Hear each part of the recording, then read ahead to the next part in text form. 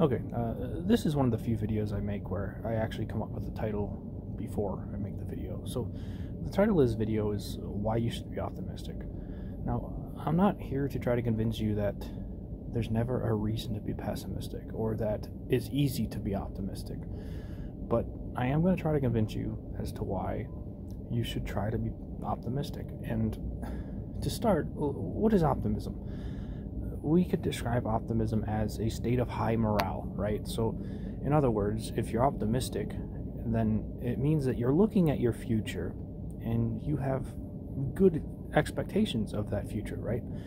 And alternatively, if you are pessimistic, you have low morale, right? It's a state of low morale, and you perhaps view your future as bad. You perceive a bad future for yourself. Now, if we think about this though, what does that morale do? How does that morale feed into our behaviors? Because that's what's really important here.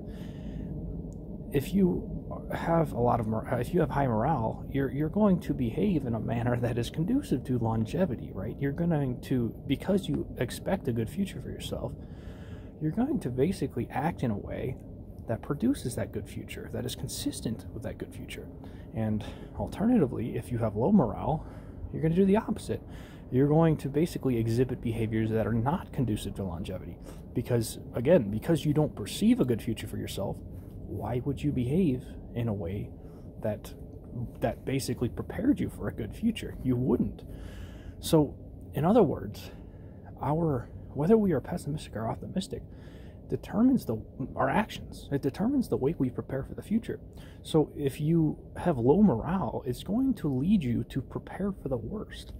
And what that ultimately means is you're going to behave, again, first in a manner that is not conducive to longevity, but you're also going to behave, what that means reckless behavior, right? It might mean you're using drugs all the time that are not good for your health. It might mean that you are eating unhealthy food. It might mean that you're, in general, just not taking care of yourself.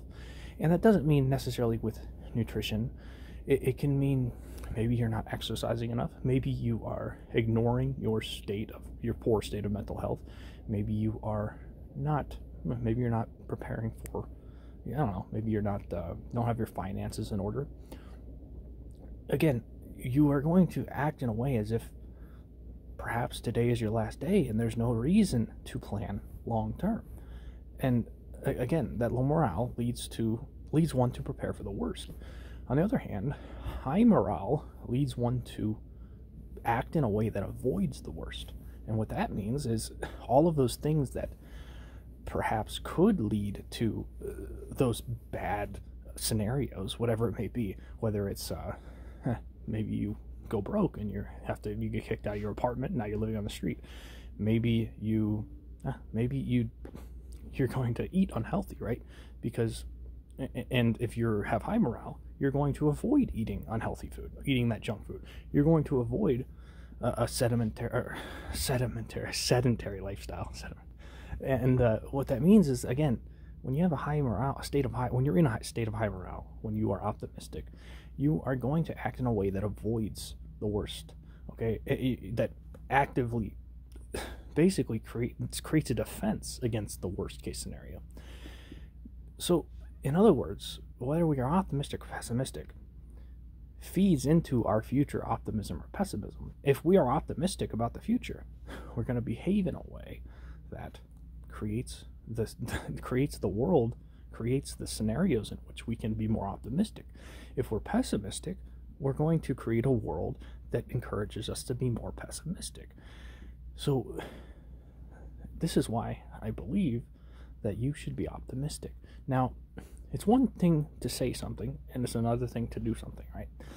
So how can you be more optimistic in this world that always seems to be going to shit? Well, ask yourself why you think it's going to shit. Look around you. Who is telling you that the world is going to shit? Who is telling you that?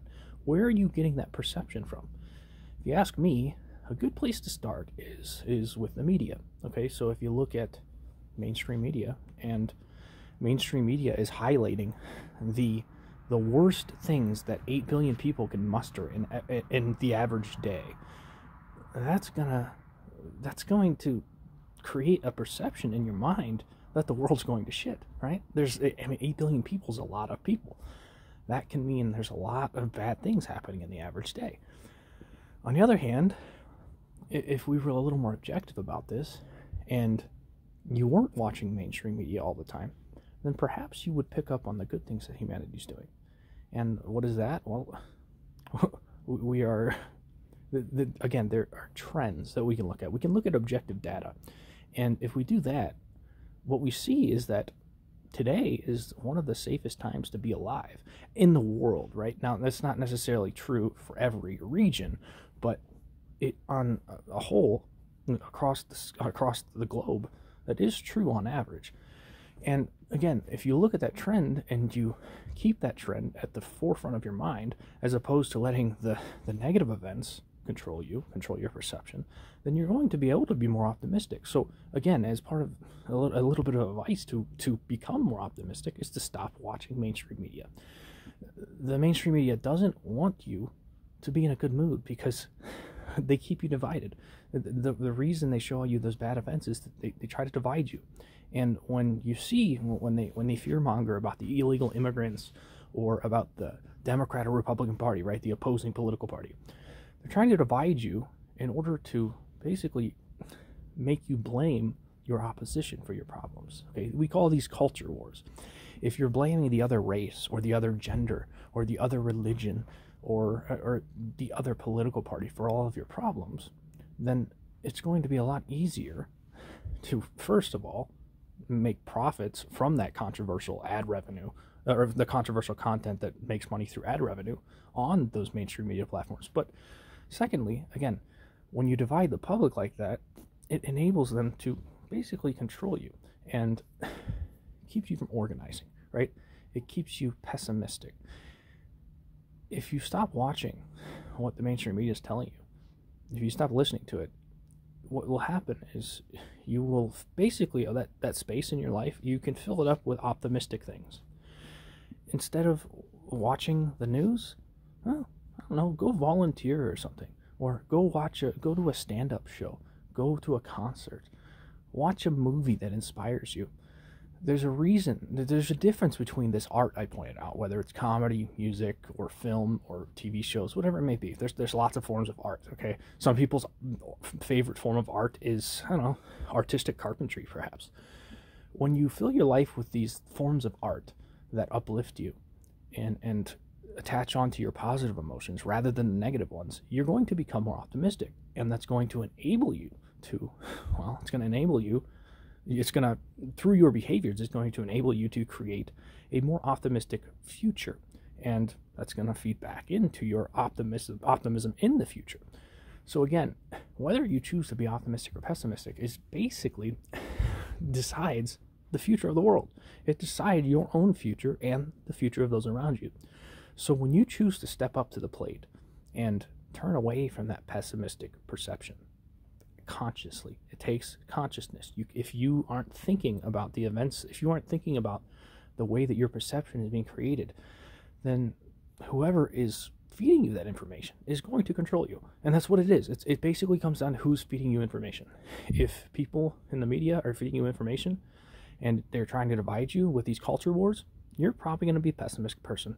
And it's going to basically create a vicious cycle of pessimism in your own future and in the future of your fellow citizens and fellow humans in general. On the contrary, if you are optimistic and you watch that optimistic content, you watch the comedy, you immerse yourself in art, and in general, just immerse yourself in positive events and whatnot, insert positive information into your life, you're going to become an optimistic person, and it's going to create benevolent cycles that feed into your positive future, into your optimistic future. So again, I'm not trying to say that it's easy to be optimistic, but I am saying that if you don't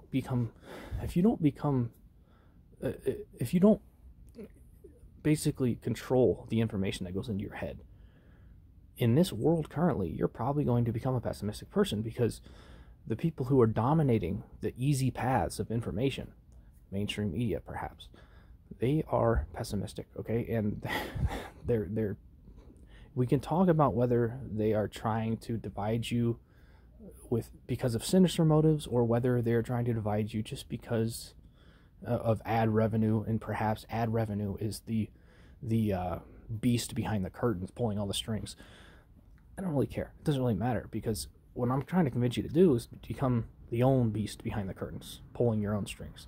And what that means, again, how you do that, is by controlling the information that goes in your head. If you're looking at some content creator that does nothing but fearmonger about whatever it may be, some political party, some cultural opposition, the content you're watching, if your social media feed or your news feed is constantly feeding you negative information, stop watching it. It's not good for your brain. It literally is bad for you. Start watching those positive podcasts. Start watching comedy, music, any form of art that happens to grab onto your positive emotions and that happens to inspire you. Watch that instead, okay?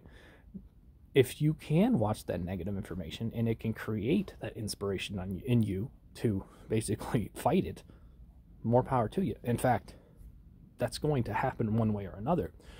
It's not to say you should remain uneducated about all of the negative events going on in the world, but you have to create balance here. Otherwise, you're going to become a hopeless, pessimistic person. And that hopeless pessimism is going to feed into your future pessimism. It's not good. So, again, stop.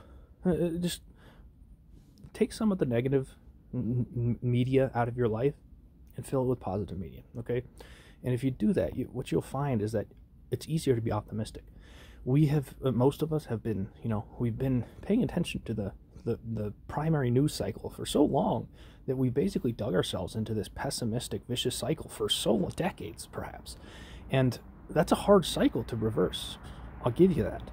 But if you do it, if you work hard, trust me, the grass is greener on the other side. And it's hard to explain that perception to somebody. It would have been hard to explain that perception to me a mere year ago. I would have called you a moron for having the capacity to be optimistic. And now I just have empathy for the people who cannot imagine that capacity for optimism. And that's where I hope we are all at one day. I hope we can all have empathy for each other, and that's an important factor in this. You can't always be pointing the finger at somebody else. You have to understand that if you were in their shoes, you would probably be doing, acting, believing the same things that they believe, do, or act, or you would be repeating their behaviors. And vice versa. If they were in your shoes, even though they may appear to hate you, they would be doing the same thing that you were doing. Walk in other people's shoes. Try to put yourself in their shoes, right? We've been told that from a very young age. And I feel like we forget those things. We forget to try to understand other people. We forget to understand our opposition. It's the nuance in between the extreme beliefs that help us understand each other, that help us become good at solving problems. And if we basically hide all that nuance because we are too busy watching divisive media, well, we're going to become pessimistic very quickly. We're going to begin to believe that the entire world is against us, and it's not that way. In fact, everyone just wants to feel better. We all have the same underlying emotional desires. We just want to feel good. We're just taught, we were fooled into pointing the finger at the wrong people. The problem was that we didn't have empathy for our opposition.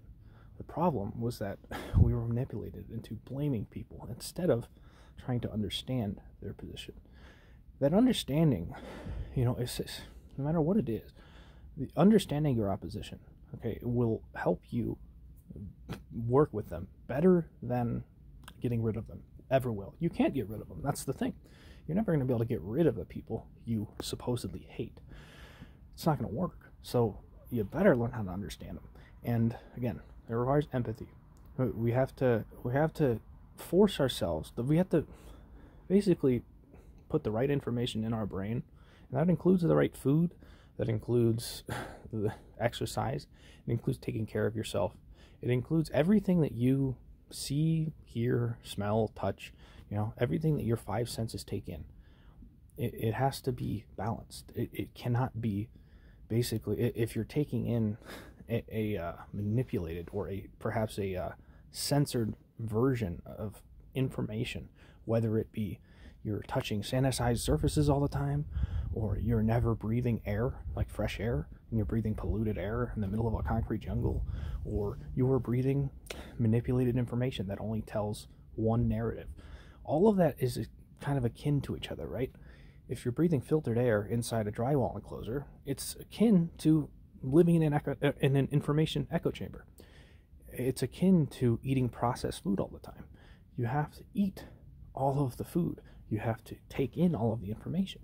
You have to breathe all of the fresh air out there in the national parks, right? If you do this, your brain, your body will heal itself, and you will be able to be optimistic, and you will become a force that creates more optimism that other people can see and pick up on. And that's where we create those benevolent cycles. That's the only way out of the vicious cycles. You have to consciously take control of yourself and the information that goes into your body. And again, as I said, information is not just what you see and hear. It is and read. It is everything you touch, everything you breathe, the air you breathe, and beyond that, it's everything. That's right. It's everything that your five senses take in. That is what information is. You want to diversify that information, and you will become wiser. You will gain the ability to be optimistic. And as a species, on a species level, wide level, that's good, because it improves our ability to live with each other. It improves our ability to solve our problems. We can't do that with all of the division and all of the pessimism, okay, and all of the war, right? War is basically the extreme version of this vicious cycle of pessimism. That's what it is. It is the final frontier that is trying to solve this vicious cycle, but it's not. It's just making it worse. We have to understand that these two cycles are completely isolated from each other. And if we learn to exit one and enter the other through the information that we take in, we can become optimistic.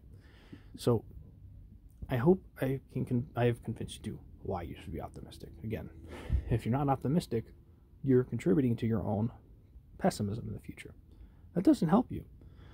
And it ultimately, you can look at it as a selfish goal, but at the same time, it's kind of a selfless goal too at the same time. It may seem contradictory, but when you help other people, you're helping humanity. When you help humanity, by extension, you're helping yourself. When you hurt yourself, you are hurting part of humanity, and so you're hurting humanity by extension. And that's getting a little philosophical beyond where I want to go in this video. But bottom line, try to be optimistic. And if we all can be optimistic, or if an individual can be optimistic, well, that's 1 out of 8 billion people who drops the pessimism, who drops those bad behaviors. 1 leads to 2, 2 leads to 4, 4 to 8, and so on. Before you know it, we have world peace. Okay, thanks for watching.